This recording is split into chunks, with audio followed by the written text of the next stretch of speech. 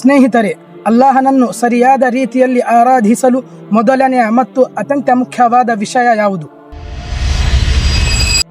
ಆತ್ಮೀಯ ಸಹೋದರ ಸಹೋದರಿಯರೇ, ನಿಮಗೆ ಜ್ಞಾನ ಇಲ್ಲದಿದ್ದರೆ ನಿಮ್ಮಿಂದ ಸರಿಯಾದ ರೀತಿಯಲ್ಲಿ ಅಲ್ಲಾಹನ ಆರಾಧನೆ ಮಾಡಲಾಗುವುದಿಲ್ಲ.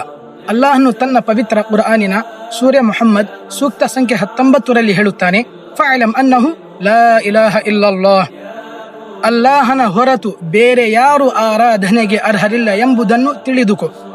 ಲಾ ಇಲಾಹ ಇಲ್ಲಲ್ಲಾಹ್ ಎಂದು ಹೇಳುವ ಮೊದಲು ಮತ್ತು ಅದರಂತೆ ಜೀವನ ನಡೆಸುವ ಮೊದಲು ಅದರ ಅರ್ಥವನ್ನು ತಿಳಿದುಕೊಳ್ಳುವುದು ಬಹಳ ಅಗತ್ಯ.